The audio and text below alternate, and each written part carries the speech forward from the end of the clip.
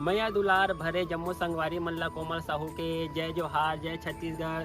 संगवारी हो वीडियो पसंद आते था एक मैया भरे लाइक कर दे करो और मुझसे हमेशा जुड़े रहे बर चैनल ला सब्सक्राइब कर दो।